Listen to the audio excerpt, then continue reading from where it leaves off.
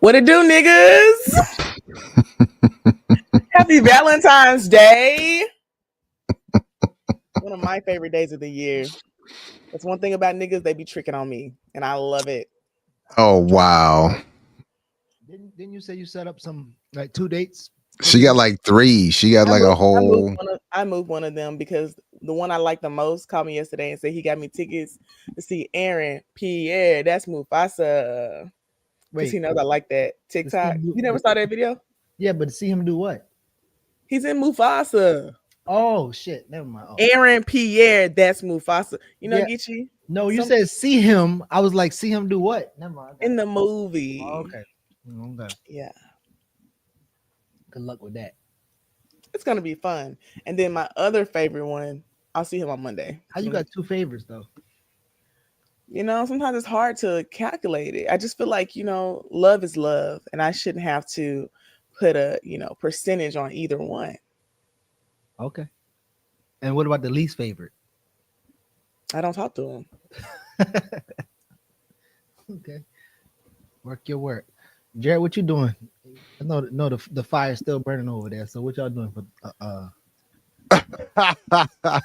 Valentine's Day? I'm greeting the chat. Good morning, everybody.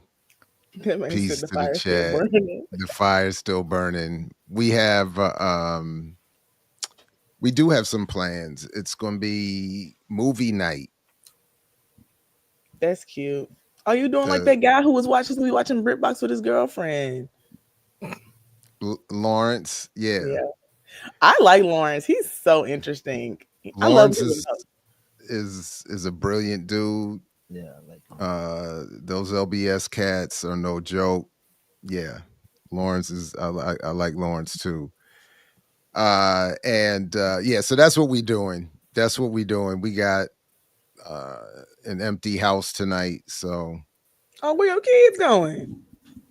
Well, one of them is in college. The other one has a Valentine's gathering.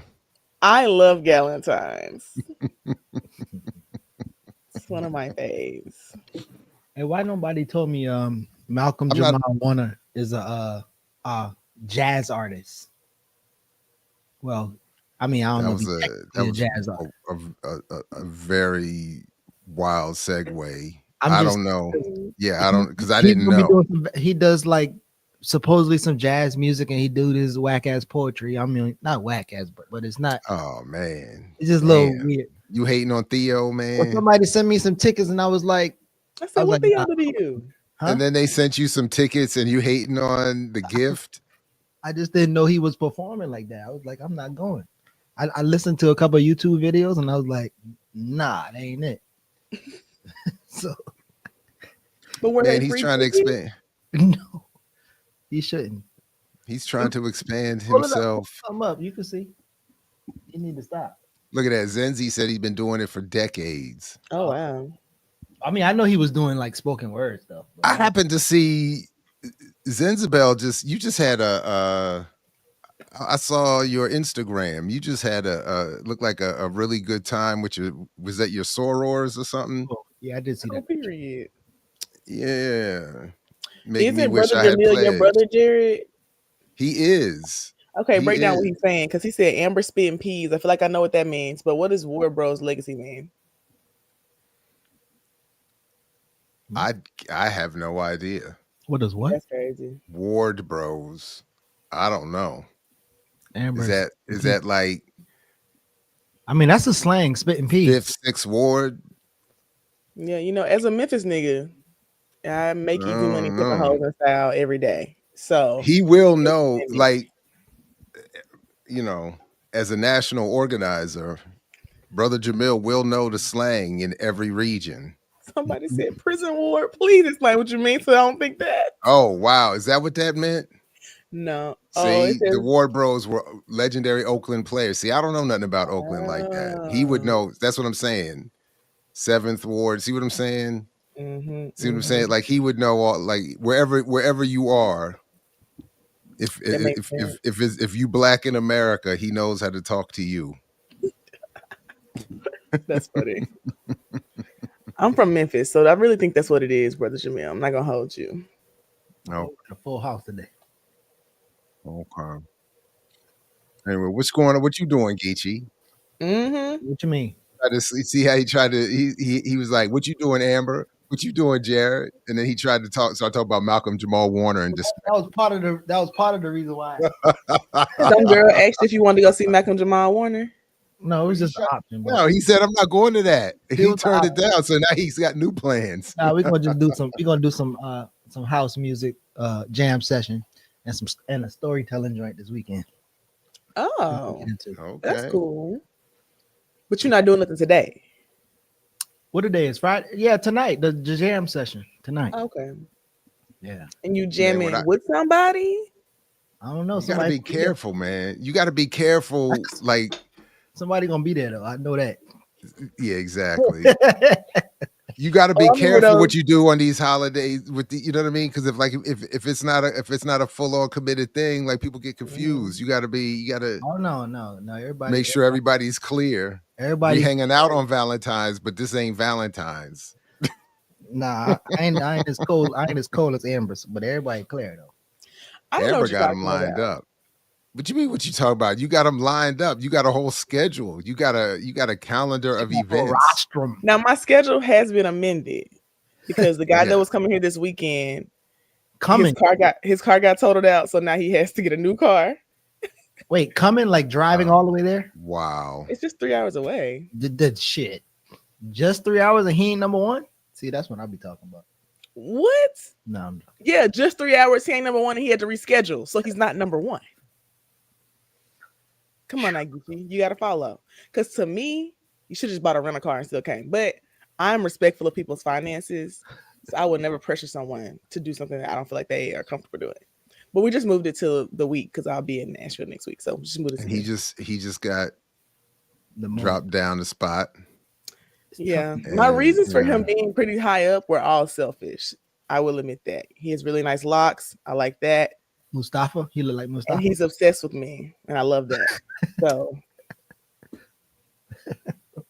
like, I love when somebody wants to live in my skin. It's just really boosts my already high ego. So, you know, you be seeing these those balloon pop things when they be saying like, I only like people who like me. And so if the person I don't watch that show. I feel like it's propaganda, and y'all keep falling for it. It's pretty funny at this point, but yeah, it's not a show either. It's like everybody doing it at this point. They do. I know it was like some brand or whatever who started it, and then people started branching off and doing their own ones. He said player. That's so funny. I just think we should revisit what I said earlier, which is I'm from Memphis, meaning making easy money, pimping hoes, and style. And I do that every day. Wow. Okay. Somebody said Amber's Angels. I'm gonna use that. That's good. Ooh. Amber's Angels. Wow. That's what I like it. Are you an Amber? Are you Amber Angel quality? Oh, I thought that was the name of the show. My bad. Like, are you capable? Well, Fridays, Amber's Angels Fridays is what we are now. That's this is actually the second time I've actually been dating someone around Valentine's Day. Usually I either do stuff for my friends or my mom. My mom has always done like stuff for me and my twin sister for Valentine's Day. So I think that's why it's always like kind of liked it, because I just feel like everybody deserves love, you know, like everyone should be loved on. So I've always done something on Valentine's Day, but this is like the first time I'm doing something with someone I'm actually dating that I actually like, because I had broke up with the other dude, but I waited till after Valentine's Day. But that was when I was fresh 18, freshman in college. I was being selfish. So I will acknowledge that. You know, so much growth has come since then. Wait a minute. This is the most anti-Valentine's Day comment. What Charles? What the interview with Karen Hunter from several years ago? Well, I was like, oh, wow. I do be watching y'all old interviews too, though. That'd be good. Like I was like, how y'all get to talk to them? And then I realized you're more popular than I thought, Jared. Jared, No. He do so many interviews, he forget who he doing interviews with, man. No, well no. First of all, let's clarify. The Karen Hunter interview, she interviewed me about buying power before without having read the book. Mm-hmm. And it went very well. We had a good time. And then it just went downhill in my absence as she spoke to other people about the book and never invited me back. And I'm not sure she ever read it. So, but now it is true that for a time, especially with WPFW in DC, salute to them. I, with a crew, interviewed a lot of, and one of the greatest honors I've ever been given was when Katia Stitt, and she's still getting it wrong. When Katia Stitt, can't get right. The former program director, told me that I had brought more Black scholars to the station than anyone in its history. And I've always taken that as a badge of honor. So I interviewed a lot of people during my time there. And so, yeah. Where were you at? At WPFW in DC, Pacifica Radio, the Jazz and Justice. But the thing, you lived so many lives. Well, the thing is just getting old. The thing is that it's not about, the joke about my popularity. It's not that. It's that for the most part, most of the scholars that we would want to hear from are happy to be interviewed. And most of them, not that they're thirsty, but most of them are not the ones you see on CNN and here and there and whatever. So they're happy to be engaged, and they're not hard to reach. That was the thing I always was impressed by. I mean, especially like people at universities, you look up their email, Respond quickly. Yeah. So I was always a little surprised, like, but you have a radio show for years. You haven't interviewed so-and-so? Like, they're right there. Yeah. And then I would be mad when I miss people. Like, there would be people that I never got to or just couldn't hook up with, and to be like, well. So yeah. There's a pretty good catalog for sure. I think somebody that's also one of the. You have a lot of material out there. This is not accurate. This is some Netflix. Band member. It's actually very accurate, because I too was gonna say join the military to avoid drug user, not dealer. Exactly. 2-day crack dealer. You got not a crack dealer. It was not crack. 2-day drug dealer. It was. You can't say drug dealer if you never successfully made a sale. Yeah, user. Like you can't. Damn it. You can't. Drug dealer. Attempted. Wish he would have been. Thought about it for 5 minutes. Maybe a failed drug dealer would have been made more sense. Little Wayne says, "Your Honor, I'm a user, not a dealer." You did? Yeah, I'm. Like when Jay-Z said you're a customer crony, like he was talking about me. Like some of us had like not everybody. That's what I'm saying. Not everybody can be a boss. Not everybody can be, you know what I'm saying? Like without the consumer, you know what I'm saying? Respect the consumer. I'm consistent, whether it's buying power or buying dope. Respect the consumer. I'm consistent. Now, I will say my favorite MLK Day activity this year, and I get it, he don't want the feds on him. I see. Empire. Have you ever, explained consistently to the same people who used to argue about Black people waste their money? They normally have businesses where Black people have to waste their money to support. So be it popcorn, t-shirt company or whatever. Like those people are the same people who complain like, oh, y'all wasteful with your money. But if they didn't waste their money, some of those little small niche businesses will not. No, but that's the point. Yeah, because I don't be buying that stupid shit. Like, I feel like people take stuff too far, because why are you dipping watermelon in hard candy Mm. and selling it? Why? Why are you dipping pineapples and grapes in hard candy and putting sour sprinkles on top? Why are we doing this? Black business. It's just going too far. I ain't never see that, so I don't know who doing I it. see it all the time. Or like when that what's that candy, the freeze dried candy thing became super popular. And I was like, why are y'all eating freeze dried candy? It was weird as shit. And like it started on TikTok and then everybody just started making it. So now like every brand of candy has their own like freeze dried one because they're trying to monopolize on that too. And my question Mm. always was, why are you eating that? You ever get Like it? what is it doing for you? Is it crunch? Is it crunchy? It's crunchy, but it's straight sugar. Well, that's. I think that's. Maybe it's Well, because I'm not that's a what big it candy does. person. Yeah, most people are not eating for taste as much as. Somebody said I got a wild algorithm. I do have a wild ass TikTok algorithm. I think it's because I have a lot of followers on TikTok, and so my thing be all over the place. Like it just be all kinds of different things. That's what we should do. We should do a segment. We should pull up your TikTok. Why you I'm have so many screaming. followers? What you doing over there? All I do is post thirst traps and talk about the government. Like the other day, I talked about how the government is manufacturing your fear. You need to stop bringing all that into yourself because the government wants you to act this way, and y'all keep falling for it like some simps. Mm. And I then I also posted a cute little thirst trap of this outfit I wore to a sneaker ball for my job. And somebody commented and said, "Hey, you know that there's paid websites you could post this content on." Oh And I wow. said, "I am fully clothed. I don't know what you thought this was." Damn, they I done. They, told you, but Amber, that's what I was trying to tell everybody. There is an audience for the Jared style OnlyFans where you come on there fully dressed and put on more clothes. Like I'm telling you, it's there's got to be an industry. You show up Which is fully so dressed funny because I was and put fully on dressed. another outfit. And then I did That's what put I'm on a saying. kimono over the See, outfit. I'm trying to tell you, get that money, get that money.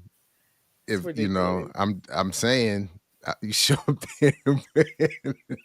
Hey, look, the way things are going. I mean, the running joke around some of these parts is the way things are going. Everybody gonna be start selling feet pics in a minute. Like Now I've never sold feet pics, but I do know someone who has, and they do be making money. But you know well, what makes more money? why Pictures of your I armpit. There's this girl I know who be selling pictures of her armpit for hundreds. girl, you know. armpit She shot. posts on there's so there in the niche era of Wait, TikTok I'm on. is There's it this black woman who says like she like makes these videos and she's like, yeah, she's like, welcome to the day in the life of a single mom who makes feet pics and sells them online. And one day she talked about how she also posted an armpit pic for some guy who made a request, but she filmed the video. She'll like show how she films the video. She puts her kids to sleep. She get her some coffee or something. She like sets up her videos and she shows like the process of that. And then she like recorded like a 5-minute video of her feet, just like in a video, and got $300. I Yeah, I'm said that's with crazy. Black Wookie on this one. Humans are weird, They are. but I don't know how I ended up seeing that video because it was very random. It just randomly showed up on my TikTok. But I will say that my TikTok algorithm is just random things. Like it be all over the place. yeah, we went off the rails, Nay. We went off We the were trying to rails. talk about black buying power and the myth of capitalism, hmm. starting with selling feet pics online. Have y'all on the show already talked on the morning show? I don't know. They talked about Elon's son, Elon Musk's son, because it just seemed like a theme that he's keep bringing him on, and I don't even. I've seen some of like the audio clips of him The supposedly. only reason why I've been saying stuff about Elon Musk's son is because all these white people on the internet are freaking out talking about something. Did you hear him? He said that you're not the president. Da, Yeah, da, da, that's da, what da. I'm I saying. Like, said, why? I don't know if Why all the that's fuck would I care? I don't know if it's just really what he's saying, but I think this dude is going to probably I guess make Trump and Elon more palatable. He's going to have all the cute little baby pictures. Mhm. Is that what he's going for? Well, I mean, between Elon and RFK Jr., it's about to be a mess. And the first thing I saw, and even in my classes, it kind of came up. He mouthed to Trump, "Shut the F up." Is that what it said? Yeah. It's a couple things that, and he says something about one of the companies. Like I don't know. It's like I don't know how old the boy is, but it seems like he's clearly He's saying, just repeating the shit that his dad be saying. yeah, but Also, like, why are we putting so much into this? When I say white people was having tantrums on the internet, I said this is why I don't even pay attention to y'all, because y'all are so weak. It's gonna, I guess, derail or distract people or put people in a whole nother conversation as opposed to what's going on. Which is why I said they're weak. They fall for the propaganda every time. And like my friend Afeni said on Instagram, I just know the CIA laying on their bed with their feet kicked up, laughing at y'all, acting a fucking fool over some shit they put together for you. See if I can find it. Are you looking for it? Is that what you're doing? Yeah, I'm about to look for it. He's looking for it. Yeah, I was doing the same thing. Let's see what this is right here. And you know, your searching on Google Face is just so pleasant. You just look like you're just so happy. Like you have this natural smile, and it's just so funny to me. Who, Geechee? No, yours, Jared. Like you couldn't even tell Mine? you was looking for something. You just naturally look like, you know, you're just listening, like an uncle sitting in the living room. There are some just smiling. All right, let's Who see. is David Pac-Man? I don't know. This is democracy. This may seem like, well, aren't we in a democracy? Now, is it possible? Seem like, well, democracy. This is just what came up when I was searching. You need to go away. I'm going to play it here, okay? To restore democracy. This may seem like, well, I heard that. And titled way. It's not that we didn't hear it. I just don't care. Oh yeah, no, yeah. It's fine, I don't care, but I'm just saying it is happening. It's the news, though, Amber. Do a thing. We have to. We have a responsibility to the people.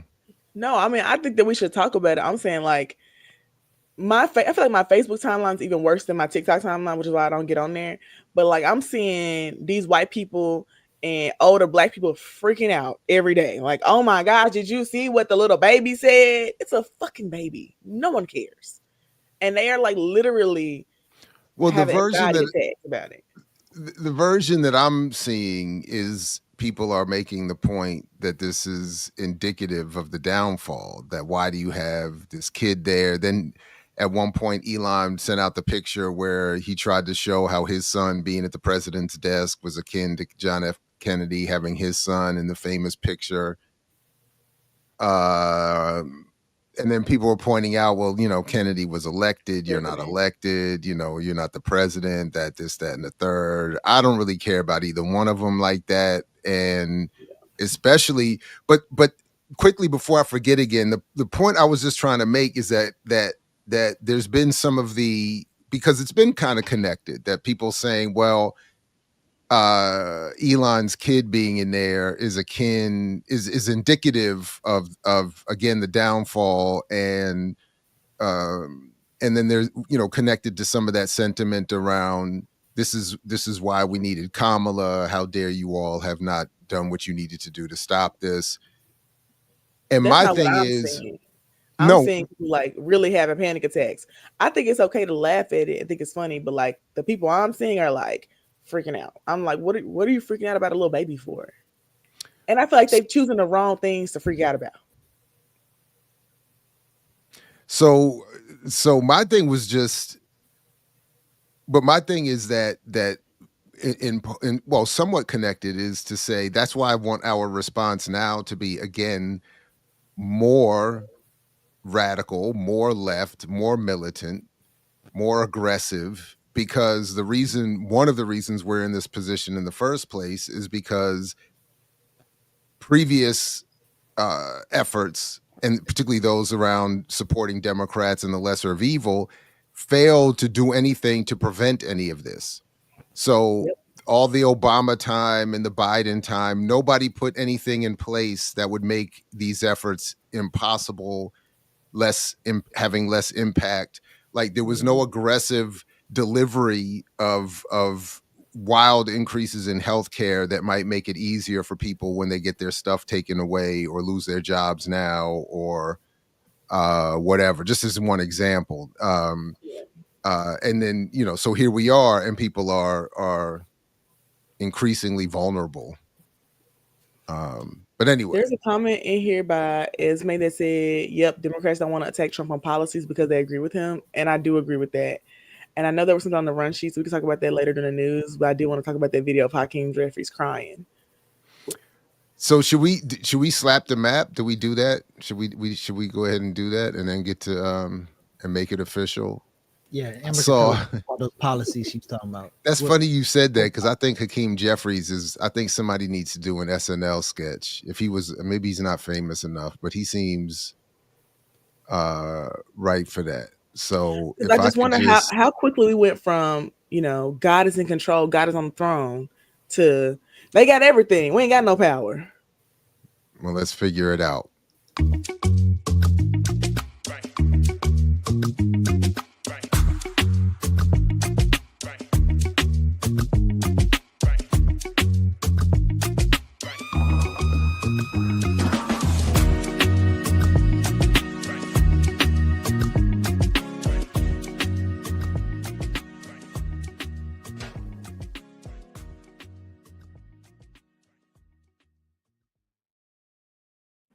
Welcome back, everybody, to the Remix Morning Show. Please make sure you like, share, subscribe, support the Patreon, blackliberationmedia.org for more. Amber, Geechee, and Jared here on Holding Things Down. And, of course, the undefeated chat. Happy Valentine's Day. And happy Valentine's Day. These fake made-up corporate, they're just trying to extend the shopping season. Which is fine, because we should be thinking about Black love every day anyways, my brother. I do. That's what my whole argument is. I don't need to be told by the white man, to go get a card and some flowers. You know what I'm saying? Mm-hmm. So y'all started with Jeffries a little bit. Jared, would you say that this is the trajectory that his uncle took, especially as it relates to... Who is his uncle? Geechee is trolling. I'm just saying, I mean, you know he was on the wrong side of the debate, but his career always been kind of weirdish. Mm-hmm. Would you say that he's right in line with where his uncle was going at? No, I mean, Dr. Leonard Jeffries, of course, would have been. I mean, who is Dr. Leonard Jeffries? Give us the Dr. backstory. Leonard Jeffries is a well-known scholar in Black studies and the African-centered wing of Black scholarship. Sort of a disciple of John Henrik Clarke and Doc Ben, Yosef Ben Yochanan, and sort of on that in that trajectory. They in the chat saying, leave him out of this. What happened? They in the chat saying, leave that good brother out of this. Well, what I think is interesting is that, his sort of signature moment in the 80s was at City College in New York, where he had long beefs with the Jewish community over the curriculum, and where he was trying to teach the history of enslavement of Africans, including the role that Jews played. This led to major controversies and debates, and it became a big thing. So for years, I mean, I would even see him at conferences. And I remember one time in particular, I saw him where I'll be next week at the Africana Studies and Research Center up there in Ithaca at Cornell University, with Dr. Margaret Washington doing a talk on Malcolm X. So it's going to be a good time. But I saw him there, and he's walking through the hallway, and people are saying, "How you doing, Dr. Jeffries?" And he said, man, them Jews still after me, man. Them Jews still after me. So to see Hakeem be this much of an aggressive Zionist is just wild to me. I have another question. But just real quick before you ask, let's bring ML Smith to the stage. Welcome ML to the Remix Morning Show. Good to see you again. Good How to are see you? I'm good. You can hear me okay? Absolutely. I am Absolutely. good. I'm good. Good morning. It's a little early and I'm over here tripping with my audio, so my apologies for taking a little bit longer to hop on, but good morning all. No, Good it's all morning. good. It's all good. And It's of okay. course, Some of us have to wake up an hour early because they're in a different time Yes. zone. So I understand, ML. You know, they're not that considerate of that, but I get it. Mhm. and ML as founder of Missouri Justice Coalition is in that time zone. Yeah. Mhm. Yeah, There it it's kind of is. early over here for us. It's 7. mm, It's late for not me. bad, but You all must be young, because for I me wake it's up at late. 5:30 every day, actually, but Oh wow, I okay. don't talk to nobody Yeah, that's till true. about That is 9. true. Yeah, that is true. Yeah, I yeah, don't yeah, say a yeah, yeah. single word. My dog and Yeah, we just do yeah, our yeah, thing. yeah, yeah. It's a nice fade. It's a fade into the day. Yeah, yeah, yeah. Hey, I think we need to do as we were talking about Jeffries investigation in the Hassan, Leonard, and then also Hakeem. It would be a good moment because all three of them have an interesting, weird little thing they got going on. All right. Yeah, I don't know exactly what you mean, but yeah. No, I just the work and their positions where they at. They all so for instance, Hassan, if you let him tell it, he a revolutionary. And Leonard, obviously, I actually never really liked Leonard Jeffries. I'm not in a bad way, but I like out of all of the Not in a Well, make the bad picture way. bigger. They both light skinned. yeah, not like that. I'm just saying like I never really got into his work. Like out of all of John Henry Clark's disciples or people who went after him, he was not the one. Remember Ani, Jacob Carruthers, those type of people, but I just never really got into his work. So, and then when I heard he was at the great debate caping for Barack, I was like, He said, and the audio is on imixwhatilike.org if you don't get it anywhere else. He said Obama's election signaled the end of white supremacy and capitalism. and I wasn't surprised. That's what I'm saying. And I was surprised. Hakeem said that, or the other one? No, Leonard Jeffries said that. Oh, pull up his picture And one more time because he look light skinned too. I'm trying to see. no, Jeffries is not. I don't think Jeffries would qualify as light skinned. No, he ain't light skinned. And it's a whole lot of pro-black people that went out bad for Obama. Like they did. I was disappointed in a lot of people back then. And they're all on tape. I got them all on tape. And what's funny is I was naive enough to think that might mean something once upon a time, but it doesn't. People are able to just bounce back and rebrand pretty quickly. Yeah, I think You gotta make it bigger. Can you enlarge the You see it now? Yeah. Oh, he's light skinned. That's a nigga. Okay, got you. I think it's okay if people later on change their stance on Obama. What I don't like is the people who came out tough for him and then stopped liking him, but then just didn't say shit. Like they just went silent. Like, because first of all, why are you so weak? Secondly, be as loud in defense as you were, or praise as you were, or whatever. Yeah, because I call that man a war criminal every time I got a chance.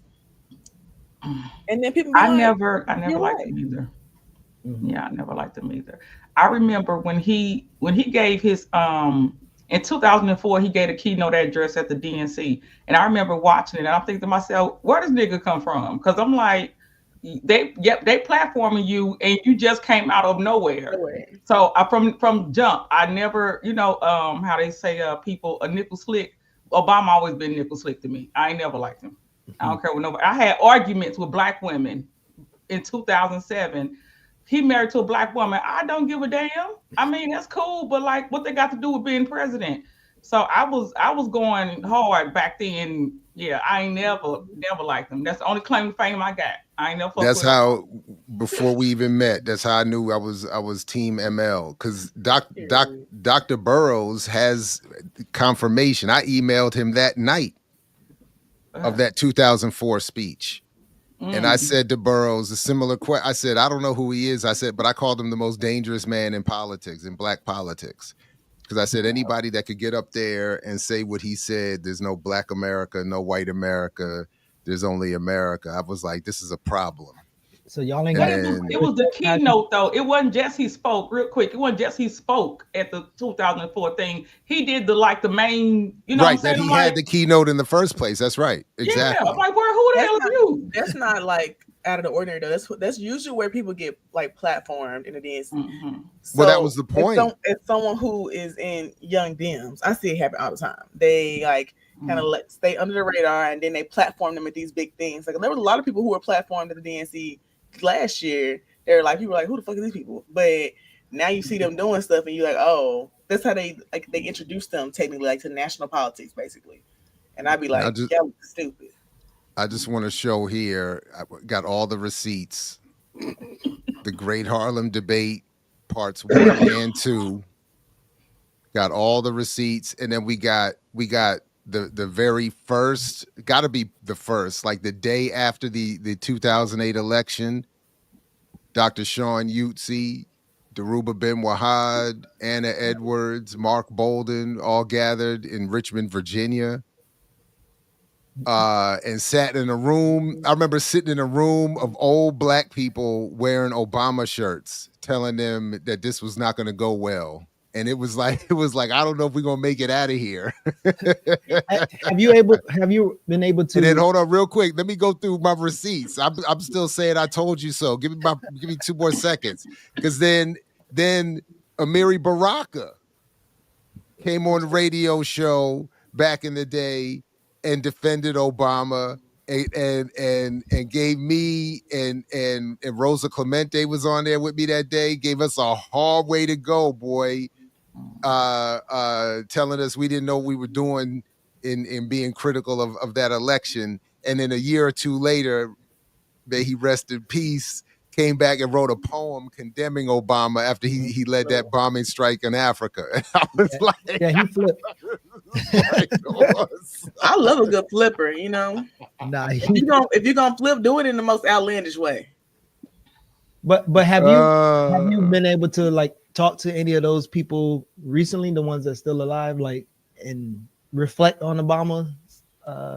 No, but you know, I don't have to, because you know, there's been a lot of honest, I think, well, some honest discussion, not from people that I would have known or come in contact with back then, but people saying, and I'm thinking, because I was just reviewing her work again, like Dr. Erica Edwards, who did The Other Side of Terror, which I think is a really fantastic book. But people like her are saying, I had to sort of get over my being misled by Obama. There's a lot of people who are saying that I got tricked by Obama and I didn't see, you know, what I needed to see. And who later got tricked by the white man. Huh? Yeah. ML got it. So, you know, I like her. Yeah, I didn't hear. Yeah. Go ahead.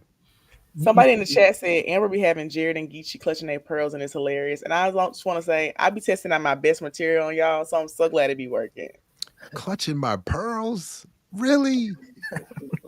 Y'all be taking it back.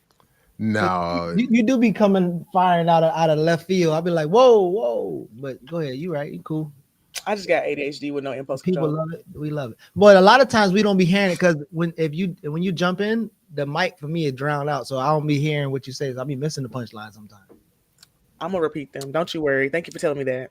my old ears. No, you're right. All right, I think the thing ain't working like it's I didn't hear it. I took a delay for a second. I was like, oh. But by then, the timing's off. We'll get there.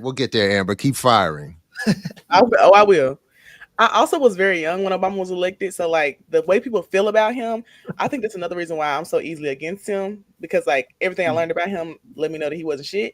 But like I was very, very young. I think I was like maybe a freshman in high school. I don't know. I wasn't paying any attention to politics. No, I think I was in middle school. I wasn't paying any attention, so I had no idea who I was in middle school. I was in 7th grade.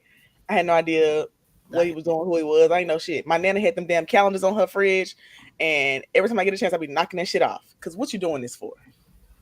No, but that's what, when he was when Rahm Emanuel, I remember he gave an interview at the time he was Obama's campaign or chief of staff or whatever. And what happened, Amber? Go ahead. What happened? Renee said Amber lining up her shots now. Yeah, exactly. But he said the media strategy was to put Obama everywhere, image, sound, constantly giving him speeches and interviews, because he said the critics can't even keep up. So he's just and then people start responding just to the fact that he's present, and they're not even listening or paying attention to what he's saying. Yeah. And I mean, it was a remarkable media campaign. I'll give him that. The Africans was working overtime for that man. And Yeah. I never knew how big of a deal it was until when I was in college. I was in Organizer for Action, like one of the fellowships they do around. We were doing like work around Medicaid expansion. So I was working on like organizing folks around Medicaid expansion. And we went to this event where we met Obama. But like, I was excited, but I wasn't like geeked. This African guy that was friends with me on Facebook at the time acted a fucking fool that I was in the same room as Obama. Like, I was like, it's not that big of a deal. Like, I was like, it's cool, but it's not that big of a deal. Them Africans go hard for him. And I was like, he don't even fuck with y'all. I mean, sorry, go ahead. Yeah, go ahead. I think I was in like the wrong space, because I was in Kentucky, and I think 2008 we just went to Columbia, but because I was with like a mainly white organizers, like this Obama being an organizer thing was, and I wasn't even into it, but I was like, oh, we ought to have a black man and he an organizer. And I literally was just coming back from this little delegation to Columbia. And not that I even knew much about, his politics, but I was like, yeah, this is going to be interesting. And the Will I Am. So I was doing journalism for this place called Apple Shop. And I remember using the Will I Am little hope song in one of my music beds for something I put together. So I don't know if I was fully on Obama, but I definitely... The propaganda was working. Yeah, I definitely was fucking with that. Oh, he an organizer? Okay. You done gave me a new reason not to like him, and I ain't even thought about that yet. Because back then I wasn't an organizer, so that didn't offend me. But right now I'm offended by people labeling him that. Because I remember even looking into it, because I know people in Chicago, and I remember looking into it and talking to some people. I'm like, well, what the fuck you doing? And it was just like, I'm regular. It wasn't no big scale thing. No. But I do think that, especially from the fellowship I did that they had, like when he was president, I did learn a lot about organizing and some organizing tactics that I feel like definitely work and will work, part of the reason why he won. But I want to use it for the shit that I want to use it for. But I definitely, there's some skills there that were helpful. I don't think he was organized as much as they made it seem like. No, he wasn't. It was a rebrand after the Bobby Rush debacle when he lost the race to Bobby Rush, and black people were like, who the hell is this dude? And he had to go back and recreate. It's like retconning his background to seem like he had a different political background. And Bobby Rush ain't still in office.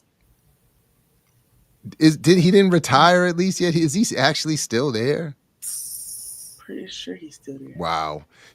But he, but it was Bruce Dixon, the late Bruce Dixon again. I was working with him at Black Agenda, and Bruce was like, I'm from Chicago. I work in Chicago. I know people in Chicago, and don't nobody know this dude.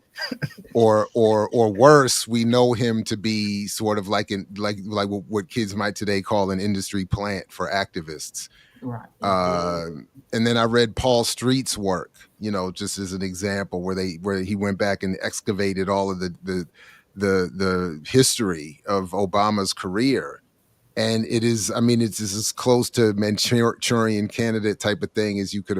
They were really preparing this whole thing. So to your point, Amber, by the time he hits the stage in 2004, to us, we're like, who the hell is this? They were like, oh, he's ready. We've been working on this dude for years. I looked at Bobby Rush, and he's not in office anymore. He ended his term in 2023. Yeah. So I'm sure he had a cousin or somebody who ran. Yeah, he probably, I'm sure he at least tried to have a hand in whoever took his spot, but yeah. I don't know if you can find this comment in the chat, but Kay Harris said that one of their family members has a life-size cardboard cutout of Obama in the living room to this day. Oh, I believe it. I believe it. I'm gonna People, tell you, the propaganda was strong with Obama. I ain't know it shit still about him. is. And then It his still is. wife Michelle is from where I'm from. She's supposed to be Gullah Geechee. She was born in. She is. So yeah, it was a lot of low. Now I do be judging Michelle for marrying that man, because baby, when she was talking about in that book how she wants to leave him, I said, girl, you should have left his ass. You should have left him. Shit, go be happy. Man, this was all the plan. This was the plan. I And don't there think was she- that study, Yeah, I believe ML. she knew he wanted to run for president. I don't think she knew that. Really? I don't think he knew that. I think he how knew talks that. about his younger I think self. No, I think he knew, because that David Garrow book, Rising Star. Mhm. I don't know What's it to what called? extent the book is called Rising Star, and I think it's Garrow wrote that, right? And it's a very detailed. I don't know I'm not vouching for but it's a very detailed and seems well sourced book about Obama's life. And from what I remember, the depiction, Obama, like, he told his Asian girlfriend, I can't have the career I want if I'm with you. Like, I need a black woman. Yeah. Oh, Like, shit. he was in love with a woman, and that's the book. Yeah. Baby, David that's Garrow. messy. That's it. This is the kind of mess I like. Hold on. Oh yeah. send me Oh, you that. would love this book. Then Amber, this is the book for you. Like, send me that. you will love that book. It's all it's like 300, 400 pages of mess.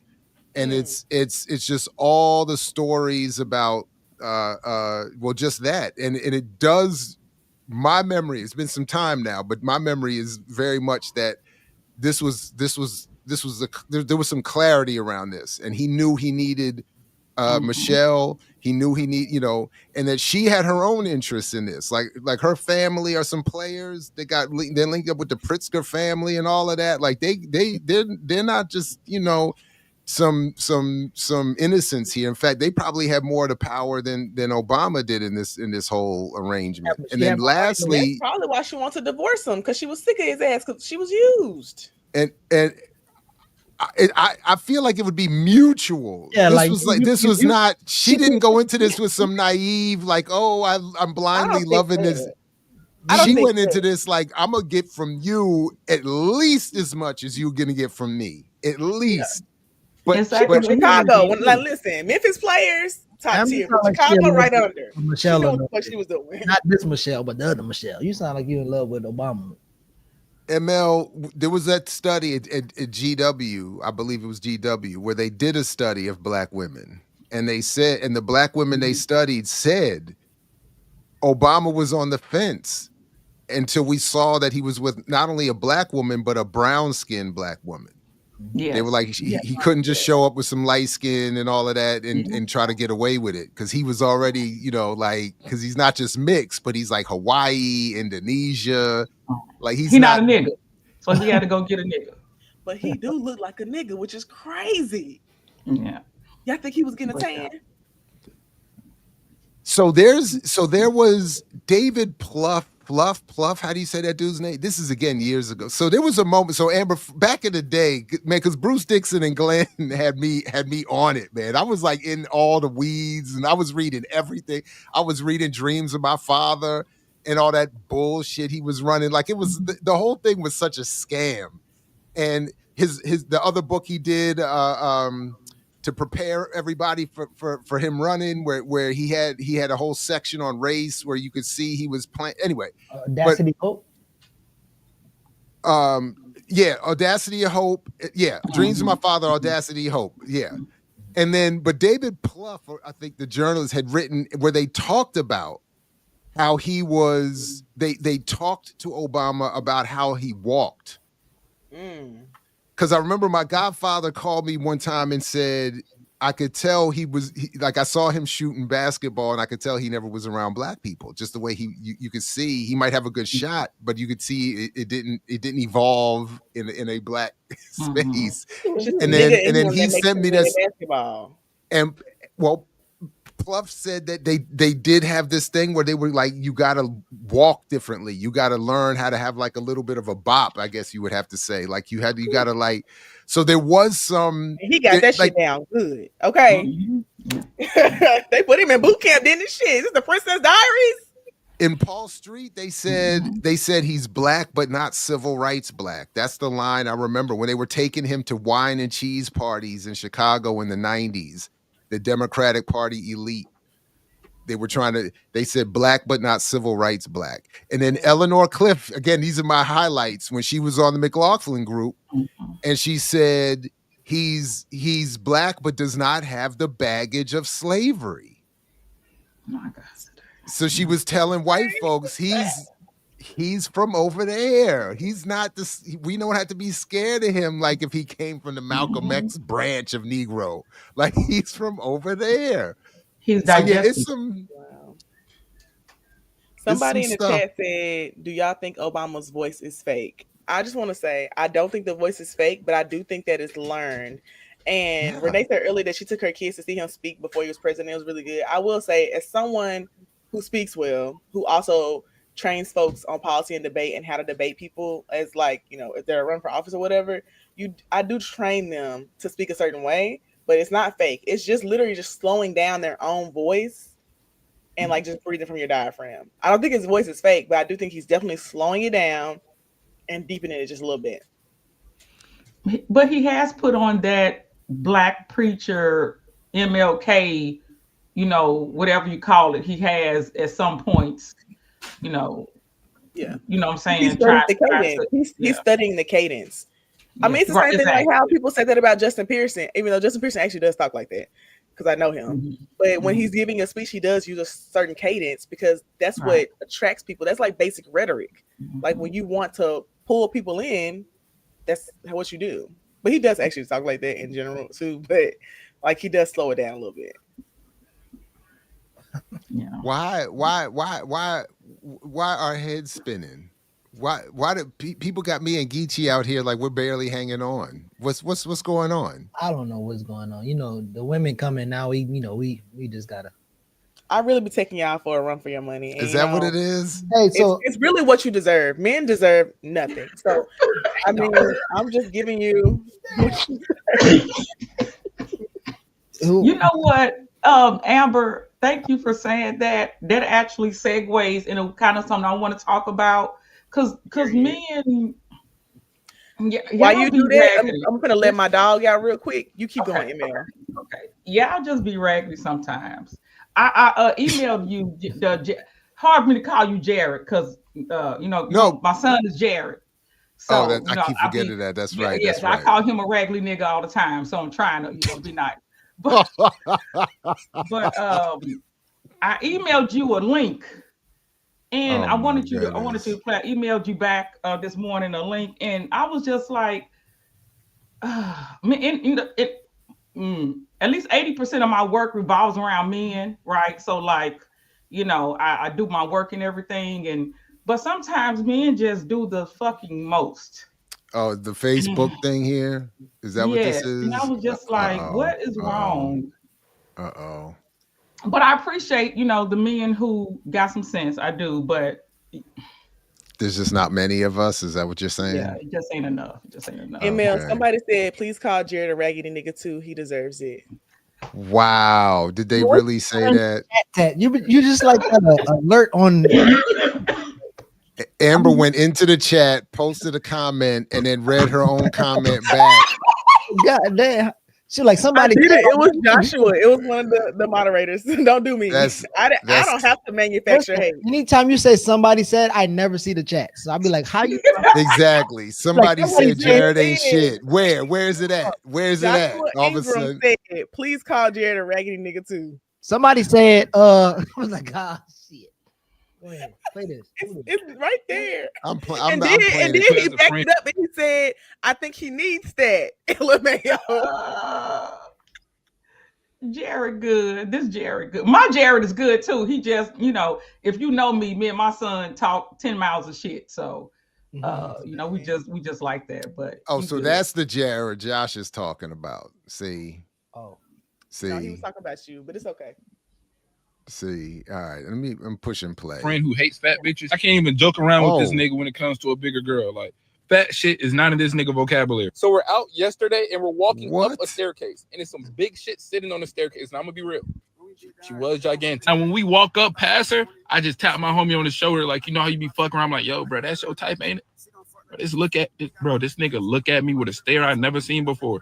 He looked at me and said, bro, stop fucking playing with me. I'll go downstairs and push that bitch down. Push that bitch where? And when he said it, it didn't register in my head that he was dead serious. But this nigga was dead serious. Well, I say it again because I'm like, bro, nigga, that's your type, bro. Like, I'm just fucking with him because I don't think he's fucking crazy. This nigga say, bet. Now, as he's walking back to the staircase, I get nervous as fuck. Nigga, this is not what we finna do. This is a hate crime, my nigga. This nigga look at me and say, hey, I'm gonna tell you one last time, bro. I don't fuck with big shit. I like fine shit. I'll even do some ugly shit. I'll do atrocious shit. Fuck around and even do mess. Am I the only one who has a friend who hates fat bitches? I can't even joke around with this. Cut this shit. What is that? So yeah, so you know this whole conversation about Dank DeMoss in the lift and she too big to get in the damn car and all that. So all of this hate, right, has been just spewing. And I saw that the other day and I was like, whoever this woman was, minding her own damn business. She ain't said nothing to neither one of them niggas, right? Whatever she does, she mind her business. And he's talking about his friend ain't shit. Nigga, you ain't shit because you sitting up, you know what I'm saying, egging somebody on to harm somebody who ain't did nothing. Calling her some shit. This shit. And I'm just like, yeah. Oh, fine shit is like a little euphemism people been saying. No, but well, still. Right. I mean, she's not a human. Right. She's not a human. Women are just shits. And yeah, and I'm just like, get the little fine shit thing. Like I've been seeing it on TikTok. It really like took off on there, and they was like, "Yeah, I got me a little fine shit." And I'd be like, "Why do you want to describe someone you like in that way?" Well, they can't say females no more because we talk bad about them when they were saying females. I did talk bad about them. That's true. Yeah, but so just like this hate and this. It's just, you know, and I will say, being a fellow fat ass, I disagree with her with that lift thing because, bitch, you too damn big to get in that little. I did disagree with the lift thing. Damn. Wait, I'm sorry. So no, I mean, catch me up because I saw her on. Well, I didn't see her, but I saw a picture of her on. Like, what happened now? The lift person? She ordered a lift, and here's the thing too: the car was. If you look at her video, the car was raggedy as hell because you can hear like the noises of the car. So the car already on his last leg anyway. But she ordered a lift, and when it came, he was like, and he wasn't rude. He was like, my car's too small. I saw the video. Yeah. You know, I'm gonna cancel it because if they cancel it from their end, you don't get charged. He's like, I'm gonna cancel it, and you order you a new one. You know, maybe you need a bigger car. And she's like, no, I can't fit in here. So, and then on Breakfast Club, which are people geeky, she said, what she say? Her mind don't know. Her mind thinks she's skinny. Well, obviously that's a mental health issue. Cause your mind don't. Her mind don't know her body big or whatever she said. So obviously you need some mental health, some counseling because that's not. You know. I had to mute my damn mic, please. But I was in college. Me and my homeboy. Shout out to Big Rose. I'm like 290, he's 3 something, and we're getting in my Toyota Tercel, which they don't even make anymore. Exactly. And we're literally trying to get down the mountain from Frostburg to come home for the week, and the car is scraping on the tires because we were too big for the car. And we were laughing about it in the car, and I did damage to the tire. You can see the scrapes and all of that. So when I saw the car pull up and I saw, like, she was like the two of us combined. She was a big woman. And I'm thinking, dude had a little bit of a point. He was being polite. He doesn't have a good car. If I had showed up in my Tercel, I'd have had to say the same thing. Like, we're not going to make it. Like, I mean, it's not even me trying to be rude. We literally won't make it. The car will, the tires will pop something. So, but yeah. As a big bitch as well, I fully agree with MM. I know y'all ain't, people in the chat ain't seen me. I'm a big girl and I'm fine as hell. So, you know, I be pulling niggas. But I did agree when I saw the video, it wasn't as egregious as she made it seem. Like I definitely pay attention to weight limits when I go places just because I don't want no issues because I care about me and I don't want no shit crashing. I don't need nothing breaking. Mm-hmm. And I really felt like she was just offended in the moment, which is totally fine. It's okay to be offended. Like I've been somewhere and be like, I'm not gonna do that shit because they got a weight limit and I don't want that problem. So, but to like, we went parasailing and I had to check with my wife. Yeah, I was nervous. Will you go up in the thing with my wife? They were doing a zipline thing this last week at my job. We had a retreat or whatever, and the lady, I'll never forget this shit. I don't know if it's because I'm just tall or what. I said, hey, isn't there a weight limit? Because I looked online, I didn't see one. She said, yeah, it's 260. You'll be fine. I said, bitch, who is 260? I was confused on who she was talking to. I was like, what? I think she just had the way that weight appears in her head was just disproportionate because I was like, I'm not 260. I'm not getting on that damn zip line. But I'm gonna always ask because what I don't want is to fucking drown or be injured. I don't want that. And I think the girl, her ego was just a little bruised. And I understand, like I was like annoyed I couldn't do the zip line, but also I care about myself more. I'm not gonna risk it for the biscuit. And suing them people is doing a lot. Kill myself to try to prove a point. Yeah, and then she got these two white lawyers around her grinning and cheesing and shit because it's a payday for them. I saw that. Oh yeah. I mean, I do think she's gonna get a settlement. I don't think it's gonna be a big settlement, but I do think she's gonna get a settlement. But also, like, I hope dude doesn't get fired though. That was my thing. He got fired. Lyft, you know how Lyft deactivates you, whatever you call it. Yeah, so yeah. That's messed up. That's messed up. That's not fair. So I guess I'm trying. That's not fair. So this is my first time hearing fully the story, so I didn't know. I just saw the person, and then, but so there's people saying fat phobia or fat shaming, and I'm just not sure. I'm confused now because yeah, they're in like that video with that other story though. Like that story is from the dude, that little young. But it's two separate things, but they're connected. So yeah, there's fat phobia, which that guy, him and his friend, like they fat phobic to the point they finna assault somebody. So fat phobia definitely exists, and you know what I'm saying, there definitely needs to be space where we gonna accept people for who the hell they are, what they look like, etc. So fat phobia exists, but also there are some fat people who are mentally decided that they're not going to be aware of their fucking size, right? And so that can be problematic. And like in this case, I like Amber, I go places, I make sure, and I also have a disability. So being fat and disabled, I make sure I can fit, make sure everything is cool because I don't want to put myself in any situation. But there are big people that be like, fuck it, I'm gonna do everything. And if somebody can't accommodate me, I'm gonna, act a fool about it. And I just don't, think so they end up actually assaulting this woman? Did something? He didn't say, yeah, that's in the video. I'm assuming not, but he didn't go on with it.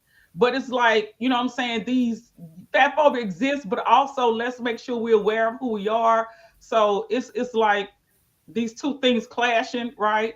But yeah, I assume they didn't assault the woman, but so okay, and fair enough. If you're asking big women or people in this whoever and to be aware of who they are, fine.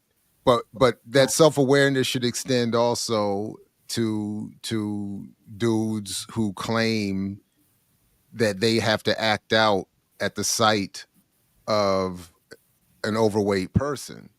Yeah, so because that's because part of what I'm thinking is, aside from I hope this woman doesn't actually get assaulted, is what is happening internally that makes you feel like I see this person, I'm so angry that I want to become hostile to them.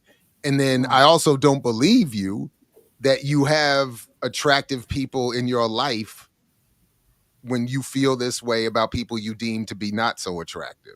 Right. Like I just don't. I feel more like this. I suspect that this is like a Black Hood version of the incel. Like I have a feeling like you've probably just been rejected all over the place, and now you just mad and want to lash out at somebody because how could you be pulling the fine shit if this is how like the animosity you feel just riding around with your homeboy and seeing a heavy woman on the stoop or whatever. Like I can't, like, what is going on with you? All right, like, we're gonna move on because now Jared is saying buying shit, and that's not what we want. Well, but I'm just saying. I mean, like, I mean, you know, listen, like I think fair enough, but I mean, yeah, like how if because I'm like if your goal is to end up with this beautiful woman, you're so easily knocked off your path by just seeing someone you deem to be unattractive to the point where your homeboy could get you to pull the car over. Let's do something.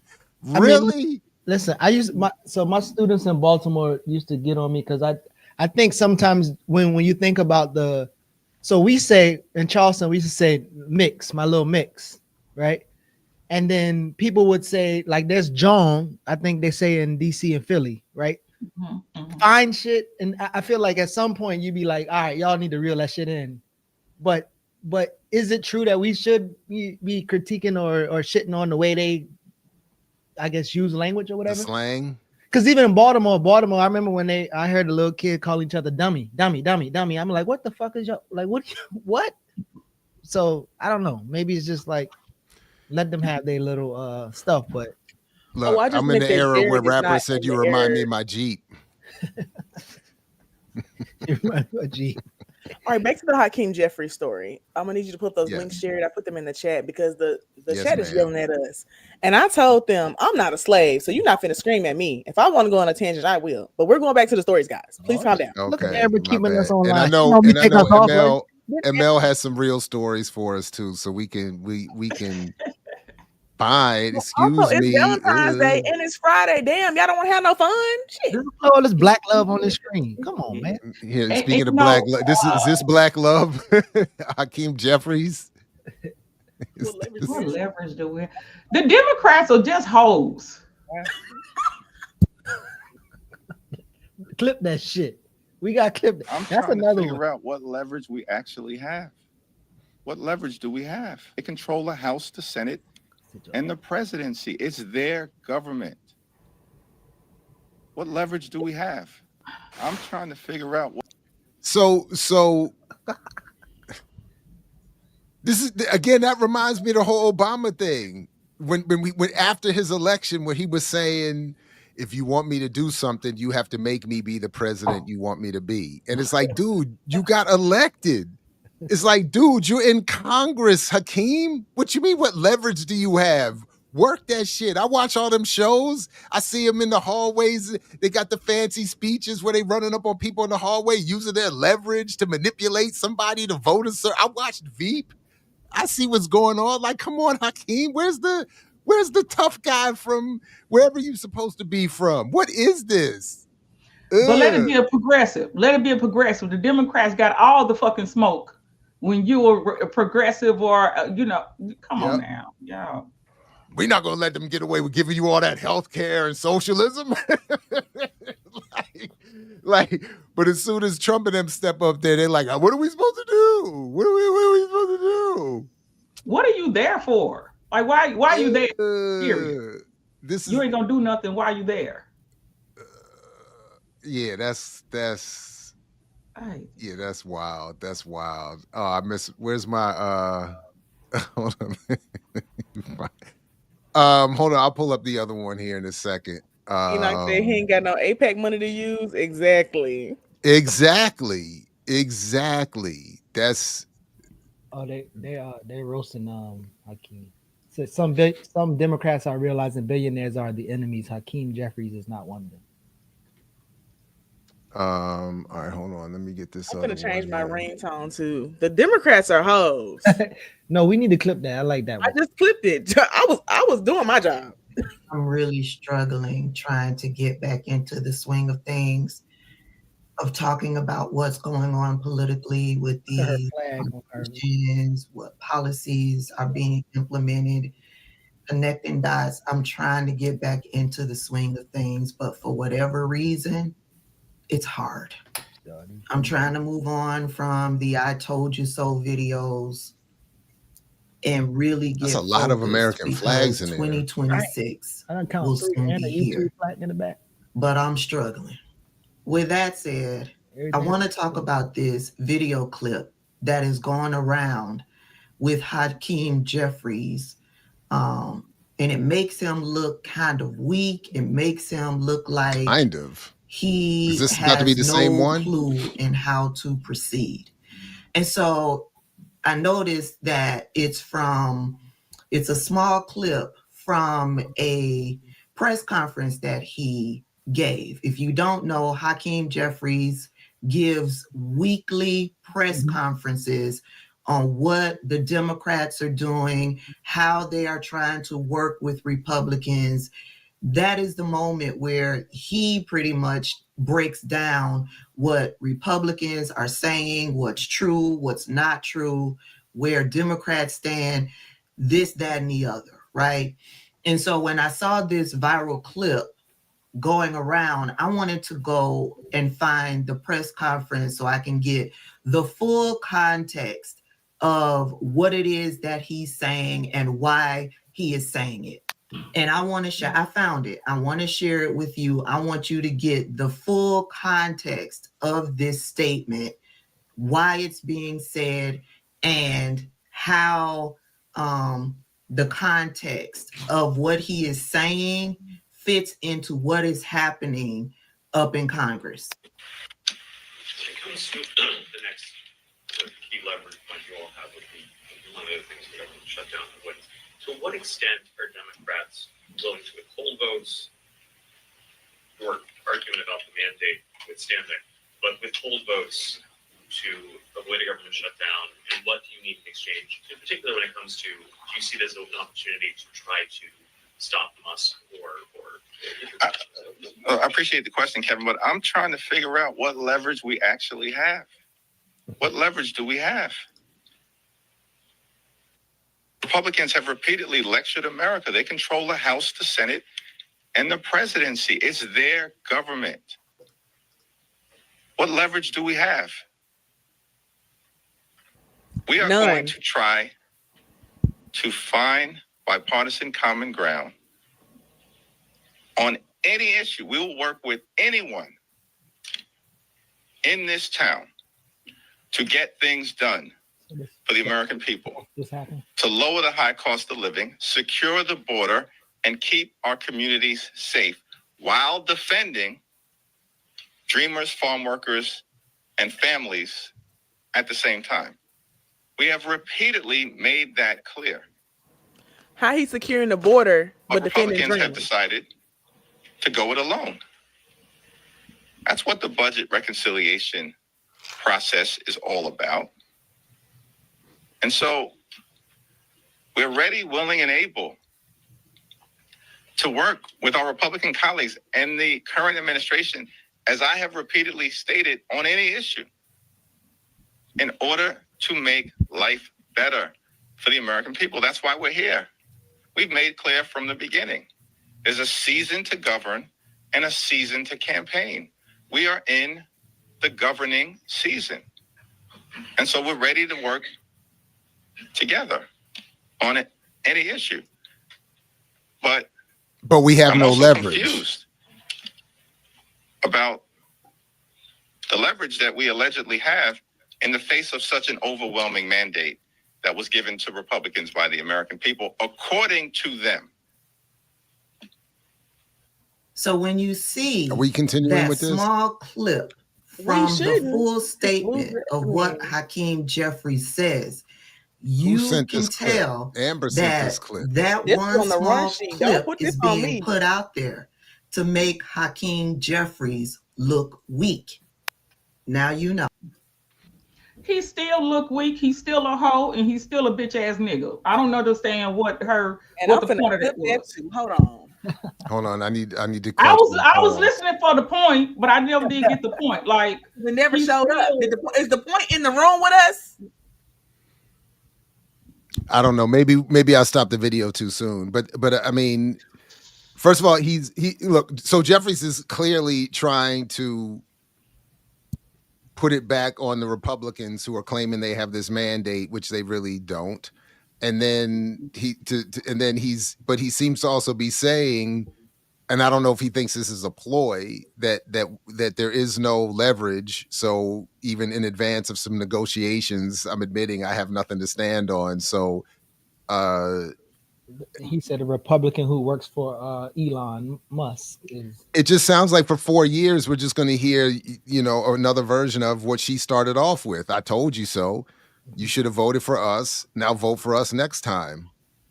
And that's all you. So that's it. That's all they're going to do. We can't do anything, and everything that goes wrong for the next 4 years is your fault for not voting for Kamala. I think the empire gonna crumble between now and 4 years. All right. I look good. That's what I'm feeling like. Yeah. So then, and then what? PSL take us home. What you say? And then after, I mean, you know what? I talk to people about like what point do we have to get to? We people that got a little bit of sense.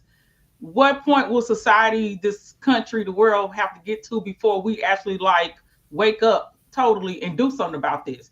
You know, the world is gonna go on, even if America not here. You know, United States, the earth, the world will figure the shit out. You know what I'm saying? Because we have before. So like, there's gonna be a point where the climate, whatever's gonna happen, there's gonna be some, you know what I'm saying, something happen to where we're gonna have to wake up and figure out how to move on from capitalism, white supremacy, all the things that have been, you know what I'm saying, murdering the earth.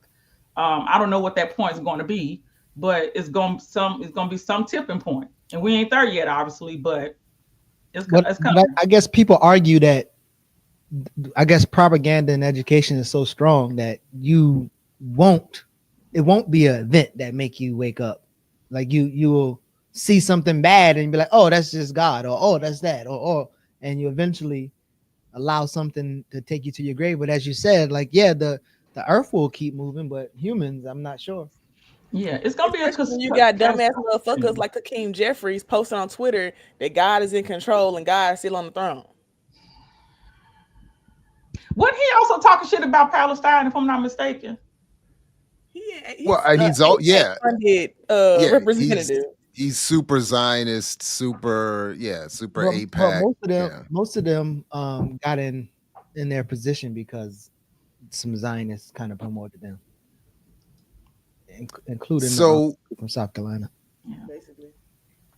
So tomorrow, Renee has us talking about this book, Sky Full of Elephants. So to the point that ML you're raising, because I think tomorrow there will be spoilers, but without doing it today, the premise is that white people have all walked themselves into the ocean and killed themselves. So what does the world look like post white people or absent white people? And I admit it's been a fascinating thought experiment these last couple of days, you know, when now I'm also doing Renee's method of listening to the book, but listening to the book, you know, what, you know, even if you start thinking about all the jobs currently held by whites, what happens if they're all gone and those jobs have to be replaced? Anyway, it's been fascinating. So for some reason that popped into my head when you were talking about the downfall of the of the empire, and I was like, the book is called Sky Full of Elephants. Sky Full of Elephants. And it's been fascinating. It's fascinating, especially now that I know why it's happened. I'm not going to spoil that part though. But it's wild. Tomorrow we're going to talk about it tomorrow. But just in terms of this part of the discussion, you know, taking away the sci-fi element, so to speak, you know, what does a post-Trump election look like? Here, folks, this is folks asking in the chat. It's by Sibo Campbell. This is the book here. Sky Full of Elephants. September the 16th looks like it's when it'll be released. What? No, the book is out. Book? Is it out? Yeah, I mean, I'm listening to it. Yeah, I also added it to been my doing some media runs and talking interviews. It ain't out in paperback. That's what I had my thing set. Oh. I'm listening on Audible. Yeah, I got it. Oh, it was out last September, Renee said. So yeah, I got it on Audible as well. But the paperback might not be. Okay, I got it. I got you. Yeah, it's a fascinating premise, but then also just in terms of now, like assuming that this event doesn't occur, that it causes in 2025 white folks to all walk themselves into the ocean or the nearest lake. And it's wild because I was listening to it while walking around Jackson Pond here in Columbia, Maryland. And I saw a couple white folks as I was walking around the lake, and I kind of had a little self giggle because I was like, y'all walking to the water? Y'all walking to the water? Because the mixed folks don't go, or at least one don't go. So I noted that part too. I was like, yeah, okay. who actually is gonna go? But anyway, yeah. Did you wade? Jared was at the pond. I got up to my waist and then was like, "Nah, I'm good."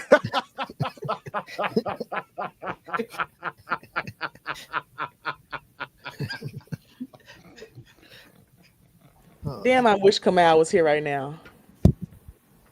Why? I mean, technically, they both have white, and so that means one of them got to go. That's some white shit. There. That's not how it works. That's not how it works. That's not how it works. A half make a whole. Who going? So according to you, both of us have to go. You know what Kevin Hart said? Somebody had to go. That's messed up. We'll send Kevin first, though. That was funny. Yeah. Both of them in the chat. That's right, Brittany. Damn. They don't mean that. Y'all love us. Stop playing. That's a little saucy. Stop playing. You don't mean that. What would Black liberation look like without me and Kamau? So stupid. No, not too much on Kamau. You know that's gonna get clipped and end up somewhere else, right? Well, why are you just defending Kamau? He's not even here. I know, but listen, that's my friend. Me and Kamau hung out a couple times in the last few months. That's my little friend. That's fine. That's fine. Yeah. Ralph said, "Turn back with the black and me can't swim. The hell I'm doing out here." I like that. Yeah, I got up to my waist and was like, "What am I? Yeah, what's going on?" Wait, weren't you in the Navy? You can't swim? Right. Oh no. Oh, I'm actually a very good swimmer, to be if we're being honest. I'm actually good. Like I'm nice with it. You can do the backstroke. Oh, all of that. I'm nice with it. What I did notice though, you don't have to know how to swim. A lot of people join the Navy that didn't know how to swim, and you don't have to know how to swim to even make it through boot camp. Do they teach have ways you? They have ways of getting you through it. Well, I would say it depends on what their recruitment needs are. They, if they need people in there, they're gonna find a way. Because first of all, if you're in the Navy, if you need to know, if you need to engage your swimming techniques while you're in the Navy, shit has gone really wrong in the first. Like, there's a lot of problems. Like, people not worried about can you swim. At the point ships are collapsing and going under, even knowing how to swim probably not going to help you. So it's like, at the end of the day, it's like if you need to know how to swim, things are probably going really, really bad. Like, so they like, nah. That's like he'll figure it out. He's on the plane. Plane. It's like the instructions on the plane. In the case of emergency, like it's not happening. We only coming down two ways. I mean, you could do the air mask and put your head down, all that if you want to, but you know what I'm saying? I mean, at that point, we out. It's gone. No mas. That's messed up. You know what I'm saying? All right, listen, Michelle, did you want to get to something? Did you have some stories you wanted us to get to this morning? Because I don't want us to wrap if you had something important. Well, I did want to talk about a couple things, with my work. You know me, I'm always talking talking about incarceration. And everywhere I go, I'm like, well, what's going on with that aspect. But I know that I'm assuming y'all heard back in December, Biden did a few things halfway right. I don't give him credit for real, but he did a couple things. And one of them was he commuted the sentences of most of the people on federal death row. There were 37 people out of the 40 he commuted their sentences to life in prison at this point, which a lot of those people are still fighting their cases. But what I found out recently, and this is, those unintended consequences and things that happen, they have decided, the Bureau of Prisons decided that those people, because Trump and them mad about getting those commutations from Biden, they're going to put them in Supermax. So Supermax is a horrible prison in Colorado where the worst of the worst, I'm doing air quotes. They had Ted Kaczynski and some other people there. And basically they buried them. They put them underground. You get 1 or 2 phone calls a month. You don't really get any access to anything. You're in solitary confinement. So they're going to take these 30 some odd people and try to put them in Supermax because they mad that Biden commuted their sentences. So even though it was a victory and a lot of us did work hard trying to get Biden to do that, right? It was a lot of background work. It was a lot of front facing stuff. A lot of work went into that. But now we're at a place where they basically finna bury these 37 people, right? And now this is another fight. You know what I'm saying? So it's just always a lot, saying with the work I do. And I know I work within the system as far as trying to advocate for people in the system. So things don't always come out perfectly. You know what I'm saying? I'm glad that people aren't on death row anymore, but now they literally have to fight to not, Supermax literally is underground, right? So now they have to fight not to be buried alive for the most part. So it's just a lot. It's always something going on with this work and with how, the systems and this carceral system tries to kill and murder people and drive people crazy. So that's going to be one of our next fights. So we're trying to figure out if that's going to happen. A friend of mine told me the next couple of weeks they're supposed to move them. So we're trying to get some details about that, trying to reach out, to the BOP and some other folks. So that's ongoing. But, and those are the things that don't get highlighted. So, people can talk about the great things that are happening, but then when some mess follows that's harming people, we don't really talk about that a lot. So that's one of the things that is on my heart right now, and that I'll be trying to figure out how to advocate around and what to do to support those people. So the Supermax is a long-term solitary confinement. Yeah. And prior to, while they was on death row, was that the same type of condition they was in, or? No. So the federal death row is in Terre Haute, Indiana, which is not far from Indianapolis. And it's just a prison. So Terre Haute is a regular prison. And they had the people on death row had their own housing unit.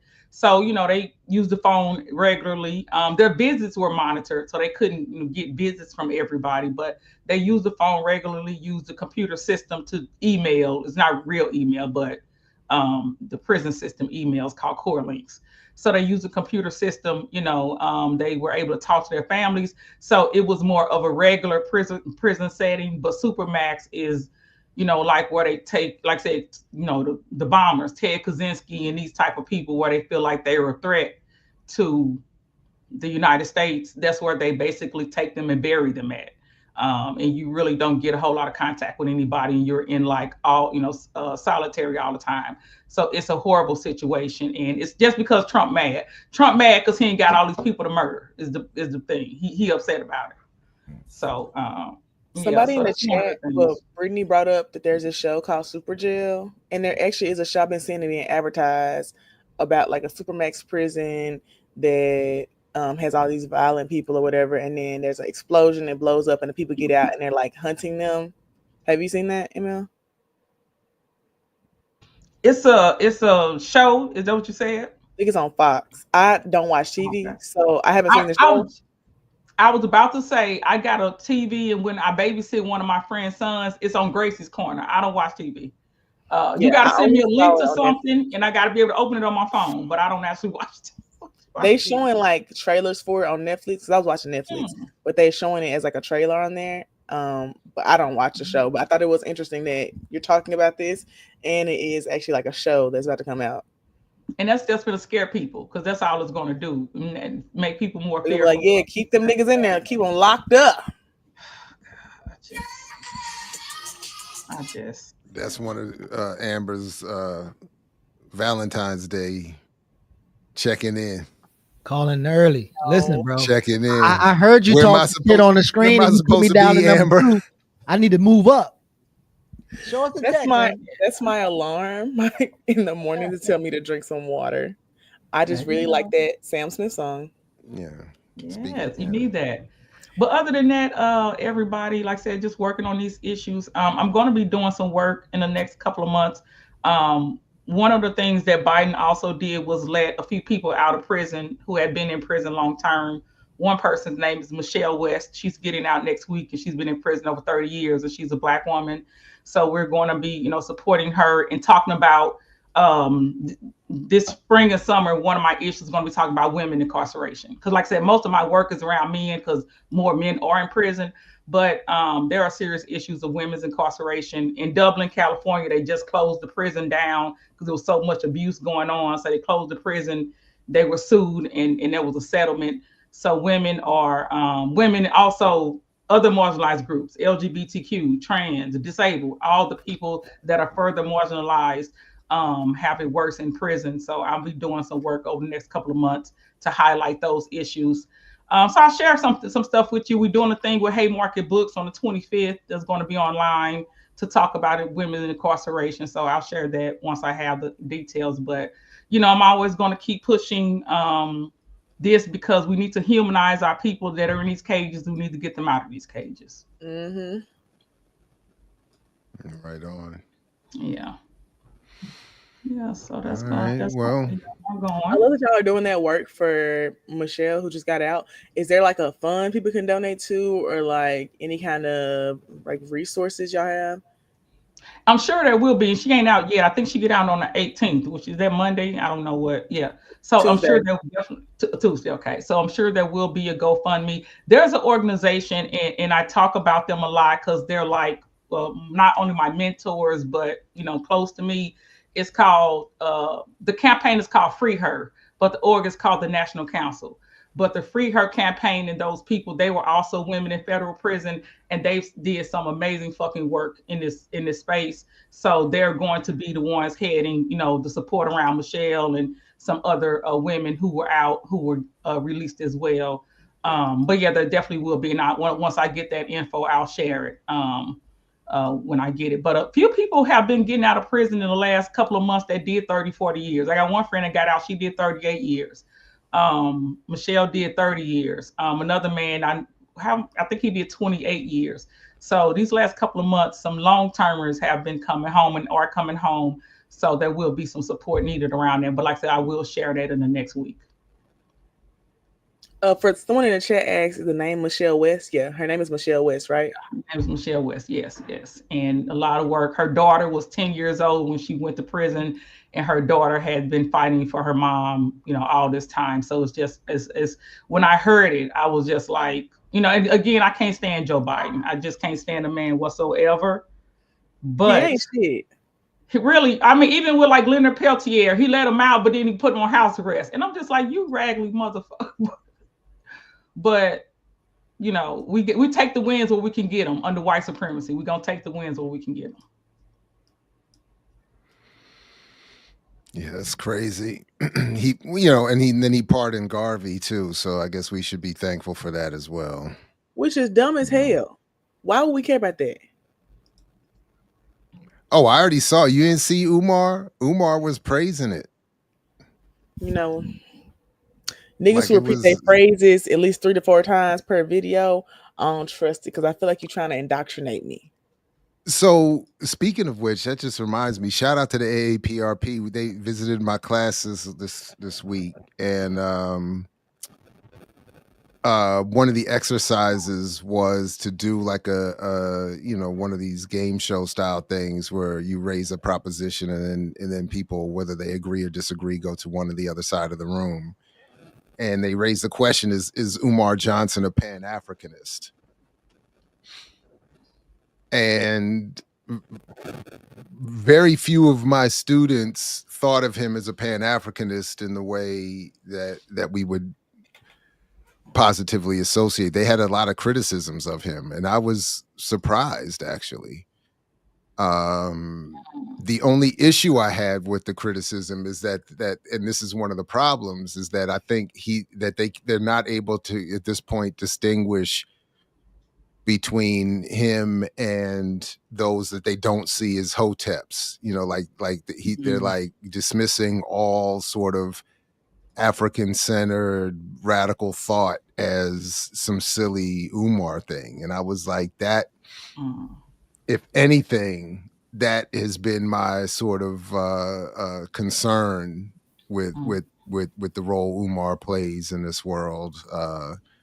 But anyway, it was a fun exercise to see, you know, students get up and they move to one side or the other of the room and then have a little discussion among themselves as to why they're on which side of the room they're on.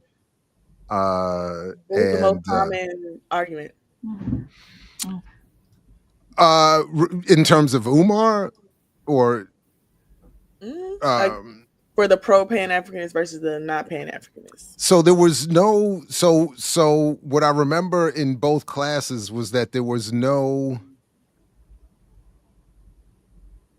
first of all, people were admitting that they were sort of going with the consensus if they weren't really sure, you know. So in terms of what does it mean to be a Pan-Africanist, what does it mean to be a Pan-Africanist under the AAPRP's definition, you know, of United States of Africa and socialism, and but in terms of Umar question, there was no, it was more unanimous. That was the thing. There was no, in one class, there was only one student that took the position that Umar was a Pan-Africanist and was a positive, sort of a net positive in the community.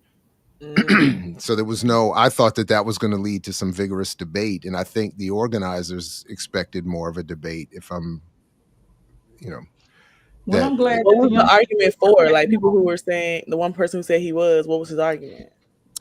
Just sort of, you know, just sort of that, again, I don't think it was based in any expertise. It was just sort of that he says some good things. I may not agree with everything, but it was interesting because, you know, one Black woman used Umar's condemnation of snow bunnies as evidence that he's against Black unity, which I thought was an interesting way to get there. And really what I think she was saying, and she doesn't have the vocabulary yet, but she's got the clarity, is that his approach to being critical of the world in this case is not useful. In other words, just a blanket condemnation of interracial relationships is not a radical analysis. And I actually thought, I was like, okay, because, you know, she wasn't like, it wasn't like I'm advocating for interracial relationships. It was just saying this is corny to use the snow bunny argument as a method of promoting your Black radicalism. And I was like, I thought that was like the most sophisticated, now that I think about it, argument of the day.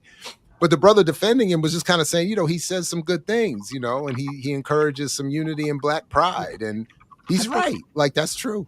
I think that framing is good to, I guess, have young people being able to struggle around ideas, because unfortunately we're in spaces where that's like principle struggle or being able to debate about things is not happening. Like if you critique somebody's homeboy or homegirl, it's a wrap. Yeah. And this whole idea of like, well, they say a one thing good, like show, if you can argue that good thing and it still hold up to criticism, then we can call it good. But other than that, we're just talking about subjectively good. Because Diallo used to say this all the time, but like, you don't have to sift through shit to find one good thing, that you can find that shit somewhere else. So it's like, if you're saying a bunch of bullshit and then you're saying some really, really, really harmful shit, I'm just not sure that's the person you need to find a good thought from. Shit don't make sense. I was done with Umar when he called Black folks trifling years ago because we didn't give him he had $250,000 and ain't nobody sent him no money. He called us trifling. Well, I'm just gonna be trifling over here with my goddamn coin. Man, so he's trying to build that school for the youth. He been trying to build that school. When he made the little video about Marcus Garvey getting pardon. That was the thing. He said in the Prince of Pan-Africanism, I'm here in Ghana, I'm trying to build a school for these boys. I thought the school was already started. I thought the school was already built. He's standing outside the school doing a fundraising pitch. I said, hell no. And he took the pardon as a sign that this was the era, like this was the moment, and it was really wild. It's trying to raise some coins. I feel like he was a good marketer for a while, and he just ran out of steam because when Umar came to lectures, he gave everybody his phone number, one of his phones, and be like, y'all can hit me up anytime. But what that did was kept his ass in rotations. The people would keep him speaking. But now he's just kind of, and then he hit Breakfast Club a couple of times. They had their own nefarious reasons. He's the king of the Breakfast Club. Hey. He's the king of the Breakfast. That's what he said. He got the most views. I mean, but they brought him on here to make him look like an ass and discredit Pan-Africanism. So I don't know. Well, but I am happy to be wrong here. I thought, just judging based on my experience with students, I thought he was going to have more of an impact on them than he apparently does, and I'm happy to be wrong about that. 5 to 10 years ago, maybe. Like now, it's a wrap. When I finna say Hidden, what's the damn movies called? Hidden Colors. Hidden Colors. Yeah, when Hidden Colors came out, baby, everybody, mama loved them some Umar. Mm-hmm. Mm-hmm. And we ain't gonna talk about Tariq. Well, Tariq and Umar, like I think they fading right now. It's not. I mean. Just like which we still got to talk about, boys, and all of them are fading, bro. Like it's a wrap with them. Yeah, that's why they stuck trying to do their last little what's the thing of one? What you say all the time, Jared? When you have like one more walk in glory or something like that? No, that's Dr. Clark's line. One more walk in the sun. Yeah, one last walk in the sun. That's what they're trying to do. Like, and shit just not I have a question because I don't know if this racist or not. Somebody in the chat. You have to ask. David said, "I prefer rain rabbits to snow bunnies." What's a rain rabbit? Rain rabbits? I don't know about. I've never heard rain rabbit. Rain. What's a rain rabbit? I don't know. I've never heard rain rabbit. Snow bunny, I've always thought was funny. To stay at the check because I'm lost now. But Snow Bunny is pre-Umar. Because I knew a brother in the Navy that used to use that line. He used to. That was his line. He was like, "I'm gonna go get me some snow bunnies this week." I do stand corrected on Tariq because they're not fading. Well, because ADOS is still trending. They're bigger than ever. Yeah, yeah. I take that. Oh, they're very popular. They getting their coins. Snow bunny. I know people incarcerated call white women pink toes. Pink toes. That's what we used to call it in Charles. That's pink toes. I gotta go get a pedicure today. Yeah, boy, don't bring home no pink toe. It's like, yeah, Amber, you got to get your toes together, Amber. You got. You don't know the pink. Huh? Oh, I didn't know you pink. I thought you from the South. I was saying her comment reminded me I need to go get a pedicure because I want to wear these shoes tonight. I need to get a pedicure. Oh. Yeah. No, I don't know nothing about no pink toes. I only wear white toes for the hoes. So no, pink toes is the buckras, the woman buckra. Don't bring home pink toes. You ain't never heard that?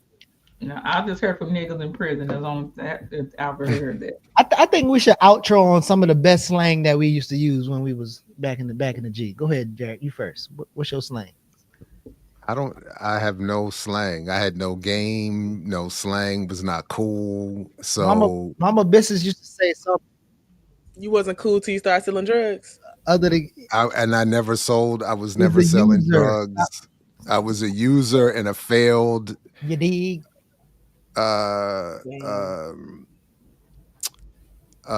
Briefly, I sold just enough weed to smoke for free when I was delivering pizza. Getting half your own supply. I mean, you could say it that way. That's the negative way of putting it. The positive is that I smoked for free. Like I just had my own I made enough to have for free. The one time I did try to sell cocaine, I did snort it all. When you mentioned snorting cocaine, I said, yeah, Jerry got a white parent somewhere. because back in the days, back in the G. Cocaine? No, but it wasn't just the white parent. It wasn't the parent. It was the white school. It was the rich white school. Because when I lived in our predominantly poor Black neighborhood, nobody was doing that. And then nobody, it wasn't until I was at the private schools that I got introduced to the powder and the LSD and all that other kind of stuff. Now wait, LSD. Oh yeah. I think I'm white parents because how?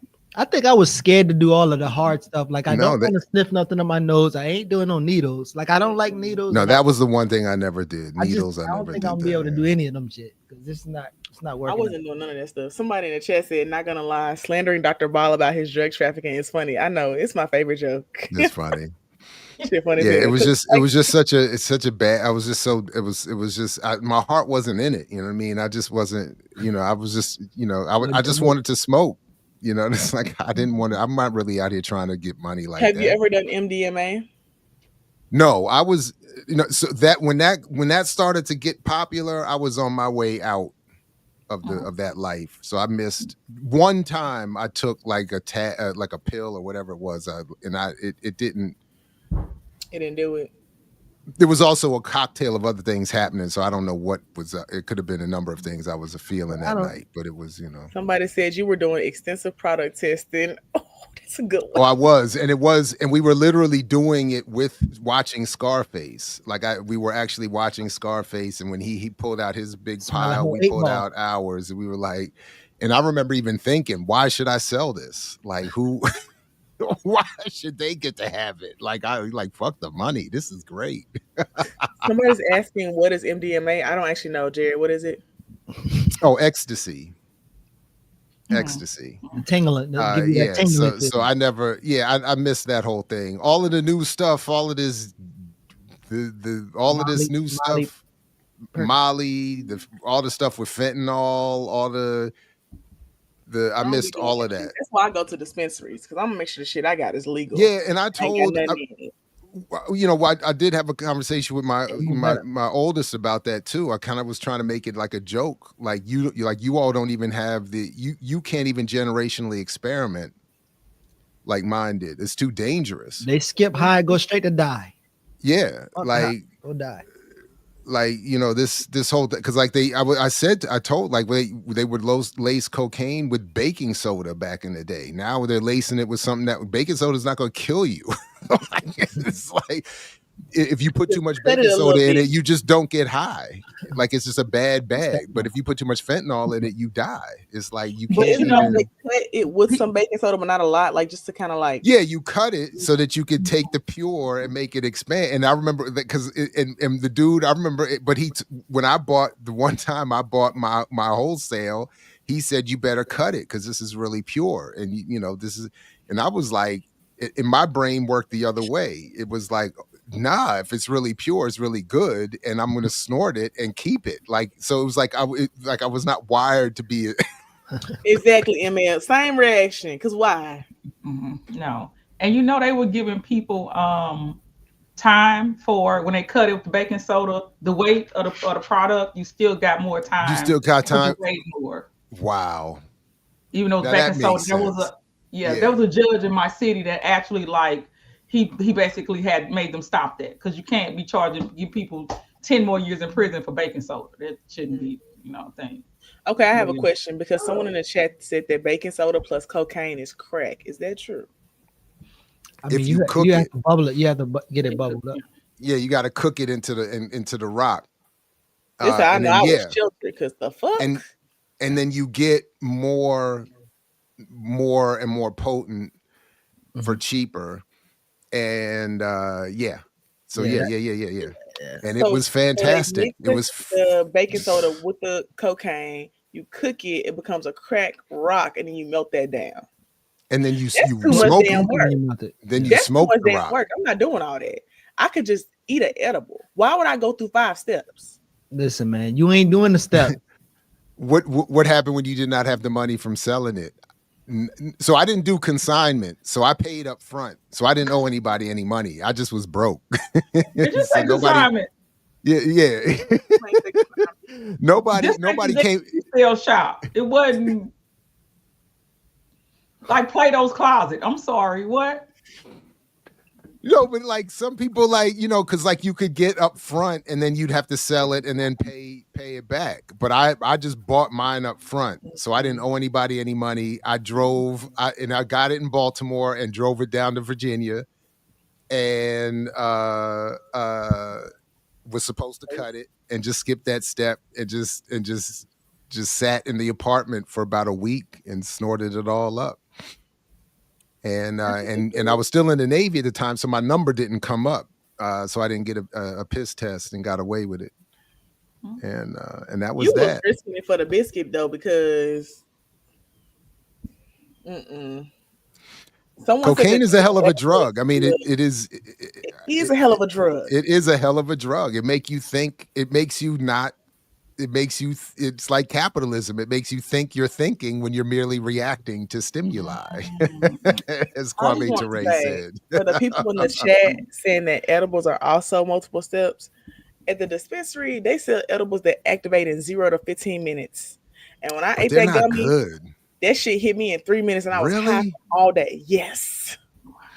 Yeah. See, what you got to do is. See, now y'all making me looking for your drugs. Y'all gonna get me. I was looking for weed drink today, right now. I don't drink them weed drinks. I feel like, first of all, I don't want to drink something. Then I have to eat. I feel like I have to drink the whole thing to really get the full effect. That. Oh no! You drink a sip, infuse. Oh yeah, you don't drink the whole thing. See, and that's why I don't be doing that. You won't come down until next month. I take a good martini. I'm fine. I don't need nothing but a good. Get you a good decarbolizer. You got to get a good decarbolizer. Save all the weed. What is that? It's a decarbolizer. What does that do? It allows you to prepare the herb for turning it into edibles and tinctures, and because the edibles you get at the that I would get at the dispensary are not strong. They're not strong enough. I'll be buying the stronger ones. Yeah, but then I was like, I got to eat the whole bag to get. But that's different though. You're a drug addict. I'm not. No, I don't be doing them. So I wouldn't define it as drug addiction. It is. I am a connoisseur of the cannabis. Amber called you a crackhead. I am a medically registered Maryland cannabis. And I love that for you. No, I'm just kidding. No, I don't have a type of tolerance, so that's what it is. I don't do it a lot, so I mean my tolerance isn't high like that. But you was doing crack, so your tolerance is gonna be high in general. Yeah, that's like 30 some years ago though. There one instance I feel like really got you up there. It was brief. It was a brief period of time. It was a brief period of time. Well, that one time was a week. It was about a week. I'll try it at least once type of person. Honestly, I actually not hate. No, I do feel like if you want to try something, I think the best time to try it is going on a 7-week bender. Just seeing how a 7-day bender. Just seeing how I go. You know, just like I don't know about that, but it was a good. Because if you're gonna do something, Geechee, you might as well do it to the extreme. You gotta go. No, that's not how it goes at all. Say go hard. Go hard, no come back. Yeah. Now people leaning all. Listen, I still ain't gonna do ayahuasca.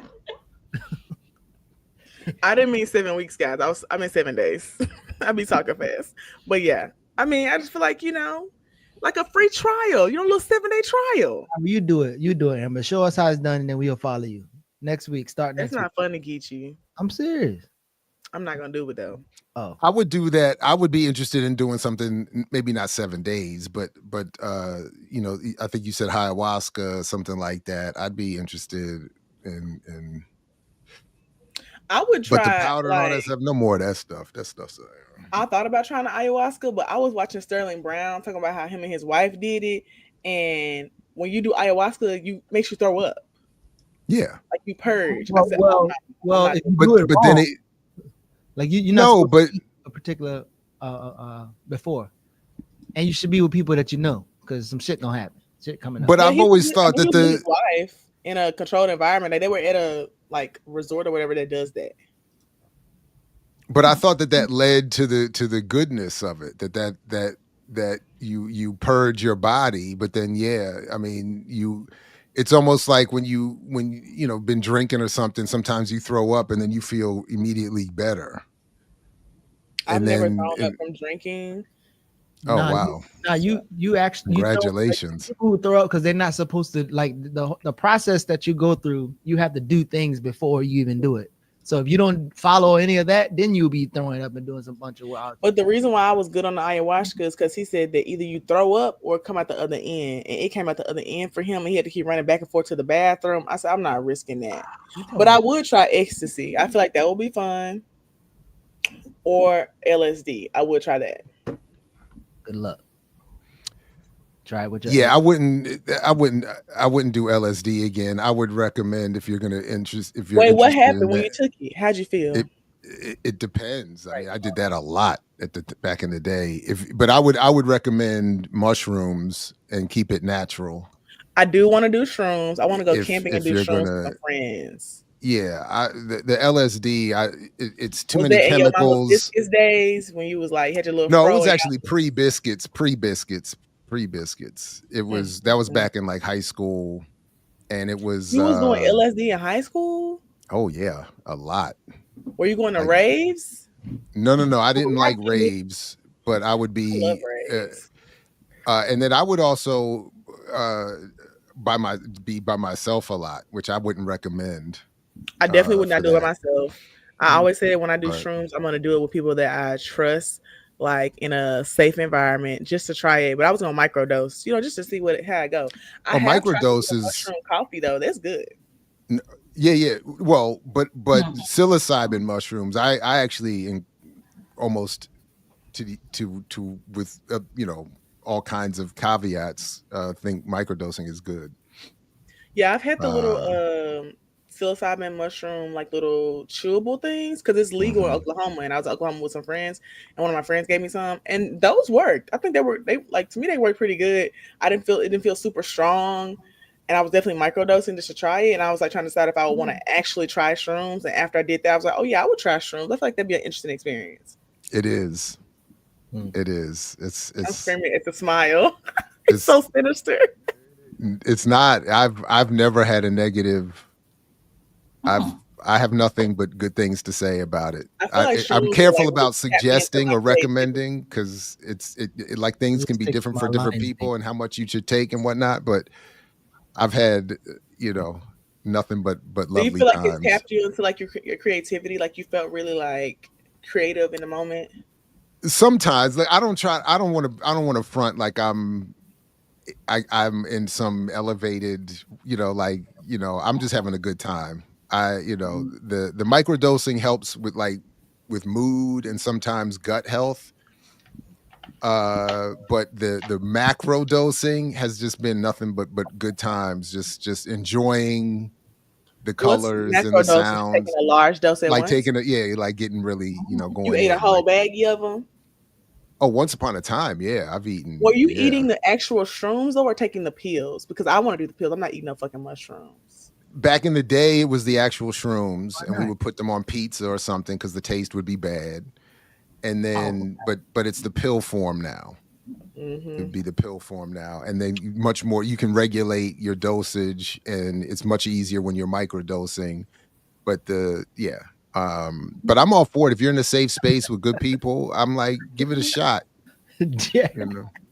I encourage drug usage. I feel like if it's legal and you want to try it, do that shit. And then a lot of people like that. They call it medicine. The term drug is given. And I agree with someone in the chat. It's not addictive. Like mushrooms aren't addictive.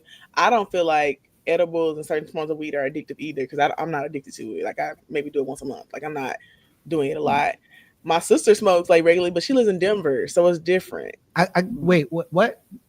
I think how you define addictive. Like if you heavily dependent on it, you would say you're addicted to it, or like you use it every day. I think if you can't like go without it, my sister doesn't smoke every day. I think if you like can't go without it, like for some people who like can't eat unless they smoke beforehand, I think that like you should look into that. Like you should maybe consider like pulling it back a little bit. or can't do anything. Like I know people every hour, 30 minutes, they gotta have some smoking. They can't move without, so yeah.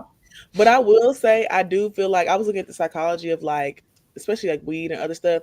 I think it's more of the oral fixation than it actually is the marijuana. Like more of it is it's your brain. Like your brain is telling you need to smoke because it's used to the oral fixation and the like the task, like the routine of you doing it.